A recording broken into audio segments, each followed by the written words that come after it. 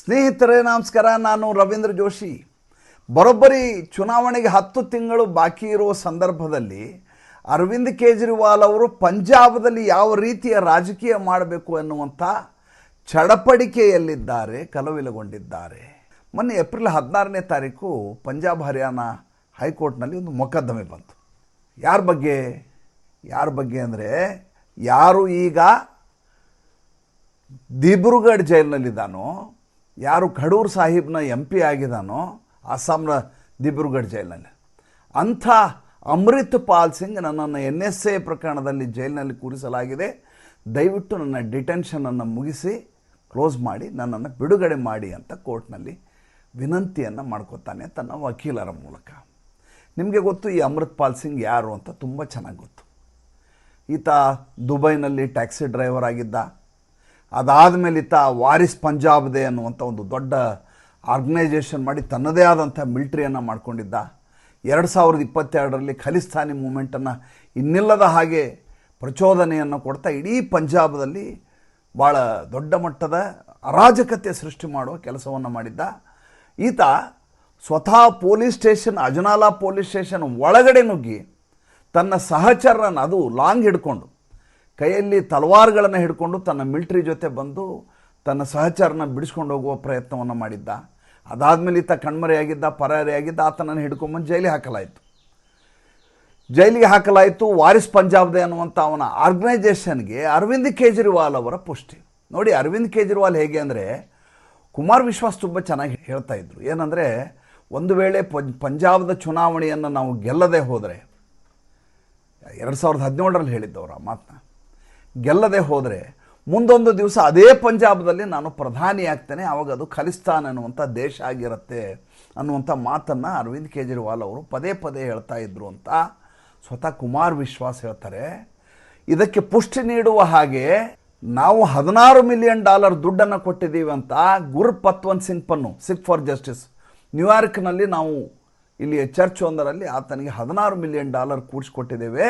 ಈತ ಭಲ್ಲಾನನ್ನು ಬಿಡುಗಡೆ ಮಾಡಿಸ್ಬೇಕು ರಾಷ್ಟ್ರಪತಿಯವ್ರಿಗೆ ಹೇಳಿ ತನ್ನ ರಾಜಕೀಯ ಶಕ್ತಿಯನ್ನು ಬಳಸ್ಕೊಂಡು ಆ ಭುಲ್ಲಾನನ್ನು ಬಿಡುಗಡೆ ಮಾಡಿಸ್ಲಿಕ್ಕೆ ಪ್ರಯತ್ನ ಮಾಡಬೇಕು ಅಂತ ದುಡ್ಡು ಇಸ್ಕೊಂಡು ಹೋದ ಮನುಷ್ಯ ಪತ್ತೆ ಇಲ್ಲ, ಈತ ನಾಪತ್ತೆ ಆಗಿದ್ದಾನೆ ಅಂತ ಅರವಿಂದ್ ಕೇಜ್ರಿವಾಲ್ ಬಗ್ಗೆ ಅಲ್ಲಿ ಅಮೆರಿಕಾದಲ್ಲಿ ಕೂತಿರುವ ಗುರ್ಪತ್ವಂತ್ ಸಿಂಗ್ ಪನ್ನು ಆರೋಪ ಮಾಡ್ತಾನೆ. ಇಷ್ಟೇ ಅಲ್ಲ, ಲಂಡನ್ನಿನಲ್ಲಿ ಇರುವಂಥ ಗುರುವಿಂದರ್ ಸಿಂಗ್ ಎನ್ನುವಂಥ ಖಲಿಸ್ತಾನಿ ಸಿಂಪತೈಸರ್ ಮನೆಯಲ್ಲಿ ಪಂಜಾಬದಲ್ಲಿ ಈತ ರಾತ್ರಿ ತಂಗಿ ಯಾರು ಖಲಿಸ್ತಾನಿ ಸಿಂಪತೈಸರ್ಗಳಿದ್ದಾರೋ ಅವ್ರನ್ನೆಲ್ಲ ಸೇರಿಸಿ ಸಭೆಯನ್ನು ಮಾಡಿ 2022ರ ಚುನಾವಣೆಯ ಸಂದರ್ಭದಲ್ಲಿ ನೀವು ನನ್ನನ್ನು ಆಯ್ಕೆ ಮಾಡಿದರೆ ಪಂಜಾಬ್ದಲ್ಲಿ ನಮ್ಮ ಆಮ್ ಆದ್ಮಿ ಪಾರ್ಟಿಯನ್ನು ಚುನಾಯಿತರನ್ನಾಗಿ ಮಾಡಿ ಗೆಲ್ಲಿಸಿದ್ದೇ ಆದರೆ ನಿಮ್ಮ ಮೇಲೆ ಯಾವುದೇ ರೀತಿಯ ಮೊಕದ್ದಮೆ ಬೀಳಲಾರದ ಹಾಗೆ ನೋಡ್ಕೋತೀನಿ ಅನ್ನುವಂಥ ಮಾತನ್ನು ಅರವಿಂದ್ ಕೇಜ್ರಿವಾಲ್ ಹೇಳಿದರು ಅಂತ ಸ್ವತಃ ಇದೇ ಗುರ್ಪತ್ವಂತ್ ಸಿಂಗ್ ಪನ್ನು ಹೇಳ್ತಾರೆ, ಇದೇ ಗುರುವಿಂದರ್ ಸಿಂಗ್ ಹೇಳ್ತಾರೆ. ಜೊತೆಗೆ ಈಗ ಯಾರು ಅಜನಾಲಾ ಠಾಣೆಯಲ್ಲಿ ಗಲಾಟೆ ಮಾಡಿದ್ನಲ್ಲ ಅಮರ್ಪ್ರೀತ್ ಸಿಂಗ್ ಕೂಡ ಅದೇ ಮಾತನ್ನು. ಅಂದರೆ ಇವರ ಒಟ್ಟು ನೆಟ್ವರ್ಕ್ ಹೇಗಿದೆ ಅಂತಂದರೆ, ಹೇಗಾದರೂ ಮಾಡಿ ಅಧಿಕಾರದಲ್ಲಿರಬೇಕು, ಅದಕ್ಕಾಗಿ ದೇಶದ ಭದ್ರತೆಯನ್ನು ಅಮರ್ಪ್ರೀತ್ ಸಿಂಗ್ ಅಂದರೆ ಕ್ಷಮಿಸಬೇಕು, ಅಮೃತ್ ಪಾಲ್ ಸಿಂಗ್ ಕೂಡ ಅದೇ ಮಾತನ್ನು ಹೇಳ್ತಾನೆ. ಈಗ ಆತ ದಿಬ್ರುಗಢ್ ಜೈಲಲ್ಲಿದ್ದಾನೆ, ಆಸಾಂನಲ್ಲಿ. ಹೇಗಾದರೂ ಮಾಡಿ ಬಿಡಿಸ್ಕೊಂಡು ಹೊರಗೆ ಬರಬೇಕು ಅಂತ ಪ್ರಯತ್ನಗಳು ನಡೀತಾ ಇದ್ದಾವೆ. ಸ್ವತಃ ಪಂಜಾಬ್ ಸರ್ಕಾರ ಹಿನ್ನೆಲೆಯಿಂದ ಹಿತ್ತಲು ಬಾಗಿಲಿಂದ ಆತನನ್ನು ಬಿಡಿಸ್ಕೊಂಬಂದುಬಿಟ್ರೆ ಚುನಾವಣೆಯಲ್ಲಿ ಸಹಾಯ ಮಾಡ್ತಾನೆ ಅನ್ನುವಂಥ ನಂಬಿಕೆಯಲ್ಲಿದ್ದಾವೆ. ಹೊರಗಡೆ ಹೇಳ್ತಾರೆ ಆತನನ್ನು ಬಿಡಬೇಡಿ, ಲಾ ಆ್ಯಂಡ್ ಆರ್ಡರ್ ಹಾಳಾಗತ್ತೆ ಅಂತ ನಾಟಕ ಮಾಡ್ತಾರೆ. ಒಳಗಿಂದೊಳಗೆ ಹೇಗಾಡು ಮಾಡಿ ಅಮೃತ್ ಪಾಲ್ ಸಿಂಗ್ ಹೊರಗಡೆ ಬಂದರೆ ತಮಗೆ ಚುನಾವಣೆಯಲ್ಲಿ 2027 ಫೆಬ್ರವರಿಯಲ್ಲಿ ಚುನಾವಣೆ ಇರೋದು. ಇದರ ಮಧ್ಯೆ ಒಂದು ಭಾಳ ದೊಡ್ಡದಾದಂಥ ಬೆಳವಣಿಗೆ ಆಗಿದೆ. ಅದು ತಮಗೆ ಗೊತ್ತಿರುವಂಥ ವಿಚಾರ. ಏನಪ್ಪ ಅಂತಂದರೆ, ಲವ್ಲಿ ಪ್ರೊಫೆಷನಲ್ ಯೂನಿವರ್ಸಿಟಿ ಅಂತ ಇದೆಯಲ್ಲ ಇವ್ರದ್ದು, ಅಶೋಕ್ ಮಿತ್ತಲ್ದು, ಆ ಅಶೋಕ್ ಮಿತ್ತಲ್ ಮೇಲೆ ಎನ್ಫೋರ್ಸ್ಮೆಂಟ್ ಡೈರೆಕ್ಟರೇಟ್ನ ದಾಳಿಯಾಗಿದೆ.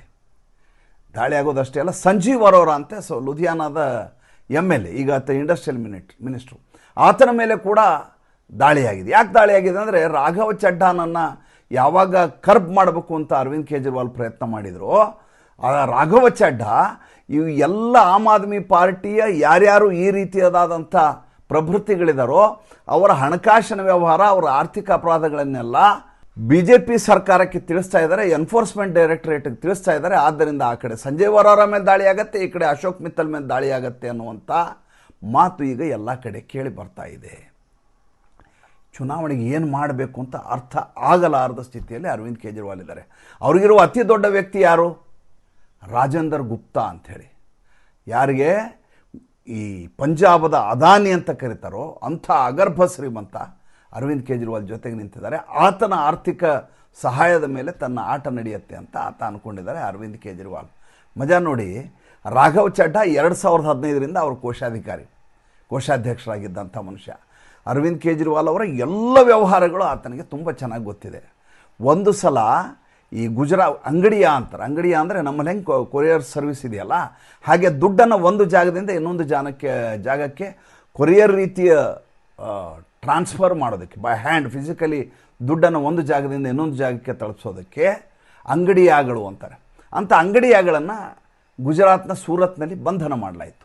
ಒಂದಷ್ಟು ಜನ ಏಜೆಂಟ್ರನ್ನು ಬಂಧನ ಮಾಡಿದಾಗ ಅವ್ರು ಹೇಳಿದ್ದೇನೆಂದರೆ, ನಾವು ದಿಲ್ಲಿಯಿಂದ ದುಡ್ಡನ್ನು ತಂದು ಇಲ್ಲಿ ಚುನಾವಣೆ ಯಾವ ಸಂದರ್ಭದಲ್ಲಿದ್ದಾಗ ಆಮ್ ಆದ್ಮಿ ಪಕ್ಷದ ಯಾರ್ಯಾರ ಹೆಸರು ಹೇಳ್ತಾರೋ ಅವ್ರಿಗೆ ದುಡ್ಡನ್ನು ಕೊಡ್ತಾ ಇದ್ವಿ ಅನ್ನುವಂಥ ಮಾಹಿತಿಯನ್ನು ಅಂಗಡಿಯಾಗಳು ಕೊಟ್ಟಿದ್ದರು. ಆ ಮೊಕದ್ದಮೆ ಈಗ ರಿಜಿಸ್ಟರ್ ಆಗಿದೆ, ಅದು ವಿಚಾರಣೆಯ ಹಂತದಲ್ಲಿದೆ. ನಮ್ಮಲ್ಲಿ ವಿಚಾರಣೆ ಹಂತ ಅಂದರೆ ಏನು ಅಂತ ನಿಮ್ಗೆ ಗೊತ್ತಿದೆ, ನಗೆಪಾಟಲ್ಲಿ ಉಂಟಾಗುವಂಥ ವಿಚಾರ. ಅದ್ರ ಬಗ್ಗೆ ನಾನು ಈಗ ಮಾತಾಡಲಿಕ್ಕೆ ಹೋಗೋದಿಲ್ಲ. ಆದರೆ ಅರವಿಂದ್ ಕೇಜ್ರಿವಾಲ್ ಯಾರು ಭ್ರಷ್ಟಾಚಾರವನ್ನು ದಮನ ಮಾಡ್ತೀನಿ ಅಂತ ಬಂದಿದ್ರು, ಅವರು ಮಾಡ್ತಾ ಇರುವಂಥ ರ್ಯಾಕೆಟ್ಗಳು ಒಂದೊಂದಾಗಿ ಇವತ್ತಿನ ಕಾಲಘಟ್ಟದಲ್ಲಿ ಹೇಗೆ ಹೊರಗೆ ಬರ್ತಾ ಇದ್ದಾವೆ ಅನ್ನೋದನ್ನು ಗಮನಿಸಿ. ಮೊದಲನೇದಾಗಿ ರಾಘವ್ ಚಡ್ಡಾ ರಾಜ್ಯಸಭಾ ಸದಸ್ಯನಾಗಿ ಉಳಿಬಾರ್ದು ಅನ್ನೋದು ಏಕಮೇವ ಹಠ ಆಗಿತ್ತು ಅರವಿಂದ್ ಕೇಜ್ರಿವಾಲ್. ಹೇಗಾದರೂ ಮಾಡಿ ಆತನನ್ನು ರಾಜೀನಾಮೆ ಕೊಡಿಸ್ಬೇಕು ಅಂತ. ಇನ್ನೆಲ್ಲದ ಹಾಗೆ ಪ್ರಯತ್ನ ಮಾಡಿದರು. ಆತ ಬಗ್ಲಿಲ್ಲ. ಲಂಡನ್ಗೆ ಹೋಗಿ ಕೂತ್ಕೊಂಡ್ರು. ಅಲ್ಲಿಂದ ಕೆನಡಾ ಸಂಪರ್ಕದಲ್ಲಿದ್ದಂಥ ಮನುಷ್ಯ ಆತ. ದುಡ್ಡಿನ ವಹಿವಾಟೇನಿದೆಯಲ್ಲ ಖಲಿಸ್ತಾನಿ ಸಿಂಪತೈಸರ್ಗಳಿಂದ, ಅದರ ಸಂಪೂರ್ಣ ನೆಟ್ವರ್ಕನ್ನು ಬಲ್ಲಂಥ ವ್ಯಕ್ತಿ ಅಂತಂದರೆ ಈ ರಾಘವ್ ಚಡ್ಡಾ. ಆವಾಗ ಕೆನಡಾಗೆ ಓಡಾಡ್ತಾ ಇದ್ರು ಅವರು. ಯಾಕೆ? ಪಕ್ಷವನ್ನು ಇಲ್ಲಿ ಸದೃಢಗೊಳಿಸಬೇಕು ಅಂದರೆ ಅಲ್ಲಿಯ ಖಲಿಸ್ತಾನಿಗಳು ದುಡ್ಡು ಕೊಡಬೇಕು. ಇಡೀ ಪಂಜಾಬ್ನಲ್ಲಿ ಎಲ್ಲಿಯೂ ಕೂಡ ಖಲಿಸ್ತಾನಿ ಶಕ್ತಿಗಳ ಅಟಾಟೋಪ ನಿಮ್ಗೆ ಕಾಣಲ್ಲ, 1% ಇಲ್ಲ ಅವರು. ಆದರೆ ಅದಕ್ಕೆ ಚಾಲನೆ ಕೊಟ್ಟು ಇನ್ನಷ್ಟು ಜೋರಾಗಿ ಅವರು ಹೋರಾಟ ಮಾಡುವ ಹಾಗೆ ಫಲವತ್ತಾದಂಥ ಪೃಷ್ಠಭೂಮಿಯನ್ನು ತಯಾರು ಮಾಡಿಕೊಡುವಂಥ ಪ್ರಯತ್ನವನ್ನು ಸ್ವತಃ ಆಮ್ ಆದ್ಮಿ ಪಾರ್ಟಿ ಮಾಡ್ತಾ ಇದೆ ಅಂತ ಸ್ವತಃ ರಾಘವ್ ಚಡ್ಡಾ ಹೇಳ್ತಾ ಇದ್ದಾರೆ. ಅಂದರೆ ಯಾವ ಮಟ್ಟಿಗೆ ಈತ ಅಧಿಕಾರಕ್ಕಾಗಿ ಏನು ಬೇಕಾದರೂ ಮಾಡ್ತಾರೆ, ಹೇಗೆ ದೇಶದ ಭದ್ರತೆಯನ್ನು ಒತ್ತೆ ಇಡ್ತಾರೆ ಅನ್ನೋದನ್ನು ನಾವು ಅರ್ಥ ಮಾಡ್ಕೊಳ್ಬೇಕಾದಂಥ ಸಂದರ್ಭ. ಈಗಾಗಿರೋ ಸಮಸ್ಯೆ ಏನು ಅಂತಂದರೆ ರಾಘವ್ ಚಡ್ಡಾ ಹೊರಗಡೆ ಇರೋದು. ಸ್ವಾತಿ ಮಾಲಿವಾಲ್ ಹೊರಗಡೆ ಬಂದದ್ದಕ್ಕೆ ಒಂದೊಂದಾಗಿ ಬಂದಂಥ ವಿಚಾರಗಳಿಂದ ಅವತ್ತೇ ಕನಲಿ ಹೋಗಿದ್ದರು ಅರವಿಂದ್ ಕೇಜ್ರಿವಾಲ್. ಹೀಗಾಗಿ ಆಕೆ ಮನೆಗೆ ಬಂದಾಗ ತನ್ನ PA ಕಡೆಯಿಂದ ಆಕೆ ಎದೆಗೆ ಹೊಟ್ಟೆಗೆ ಒದಿಸಿ ಕೇಸ್ ಹಾಕಿಸ್ಕೊಂಡು ಆತ ಜೈಲಲ್ಲಿದ್ದ. PA ನಿಮ್ಗೆ ಗೊತ್ತಿರೋ ವಿಚಾರ. ಸ್ವಾತಿ ಮಾಲಿವಾಲ್ ಈಗ BJP ಕಾಂಗ್ರೆಸ್ಗಿಂತ ಅತಿ ಹೆಚ್ಚು ಯಾರಿಗಾದರೂ ಹೆದರೋದಿದ್ರೆ ಅರವಿಂದ್ ಕೇಜ್ರಿವಾಲ್ ಸ್ವಾತಿ ಮಾಲಿವಾಲ್ಗೆ. ಅದು ಬಿಟ್ಟರೆ ಎರಡನೇ ಶಕ್ತಿ ಈಗ ಬಂದಿರುವಂಥ ರಾಘವ್ ಚಡ್ಡಾ ಅವರ ಪ್ರಶ್ನೆಗಳಿಗೆ ಅವಕಾಶ ಕೊಡಬೇಡಿ ಅಂತ ಸಂಸತ್ನಲ್ಲಿ ರಾಜ್ಯಸಭೆಯಲ್ಲಿ ಪತ್ರ ಕೊಟ್ಟ ಮಾರನೇ ದಿವಸದಿಂದ ಅರವಿಂದ್ ಕೇಜ್ರಿವಾಲ್ ಅವರ ಶಿಷ್ಯಂದ್ರೆ ಯಾರ್ಯಾರಿದ್ದಾರೋ ಅವ್ರ ಮೇಲೆ ನಿರಂತರವಾಗಿ ತೆರಿಗೆ ವಂಚನೆಯ ದಾಳಿಗಳು, ಎನ್ಫೋರ್ಸ್ಮೆಂಟ್ ಡೈರೆಕ್ಟರೇಟ್ಗಳು ಎಲ್ಲ ಶುರುವಾಗಿದ್ದಾವೆ. ಇದು ಕಾಕತಾಳೀಯವೋ ಅಥವಾ ರಾಘವ್ ಚಡ್ಡಾ ಅವರಿಂದ ಮಾಹಿತಿಯನ್ನು ಪಡೆದು ನಡೀತಾ ಇರೋವೋ ಅದ್ರ ಬಗ್ಗೆ ಸ್ಪಷ್ಟವಾದ ಮಾಹಿತಿ ಇಲ್ಲ. ಆದರೆ ಅರವಿಂದ್ ಕೇಜ್ರಿವಾಲ್ ಅವರ ಪ್ಯಾಂಟಿನಲ್ಲಿ ಇರುವೆಗಳು ಓಡಾಡ್ತಾ ಇರುವುದಂತೂ 100% ದಿಟ. ಅರವಿಂದ್ ಕೇಜ್ರಿವಾಲ್ ಈ ಬಾರಿ 2027 ಫೆಬ್ರವರಿಯಲ್ಲಿ ನಡೆಯುವಂಥ ಪಂಜಾಬದ ಚುನಾವಣೆಯನ್ನು ಎದುರಿಸೋದು ತುಂಬ ಕಷ್ಟಕರವಾಗಿದೆ. ಅದರ ಬಗ್ಗೆ ಅನುಮಾನವೇ ಇಲ್ಲ. ಒಂದು ದಿಲ್ಲಿಯನ್ನು ಕಳ್ಕೊಂಡೇ ಈಗಾಗಲೇ ತಬ್ಬಲಿಯಾಗಿ ಅನಾಥನಾಗಿ ಓಡಾಡ್ತಾ ಇರುವಂಥ ಅರವಿಂದ್ ಕೇಜ್ರಿವಾಲ್ಗೆ ಪಂಜಾಬದ ಜನ ಬುದ್ಧಿ ಕಲಿಸಿದ್ದೆ. ಆದರೆ ಭಾರತದ ರಾಜಕೀಯದಿಂದ ಸಂಪೂರ್ಣವಾಗಿ ಆತ ಹೊರಗಡೆ ಹೋಗುವ ಸಂದರ್ಭ ಒದಗಿ ಬರುತ್ತೆ. ಮತ್ತು ಮುಂದಿನ ಸಂಚಿಕೆಯಲ್ಲಿ ಹೊಸ ವಿಷಯದೊಂದಿಗೆ ಬರ್ತೀನಿ. ಸಂಚಿಕೆ ಇಷ್ಟ ಆದರೆ ಲೈಕ್ ಮಾಡಿ, ಫಾಲೋ ಮಾಡಿ, ಶೇರ್ ಮಾಡಿ. ನಮ್ಮ ಮುಕ್ತ ಪತ್ರಿಕೋದ್ಯಮಕ್ಕೆ ಆರ್ಥಿಕವಾಗಿ ಬೆಂಗಾವಲಾಗಿ ನಮಸ್ಕಾರ.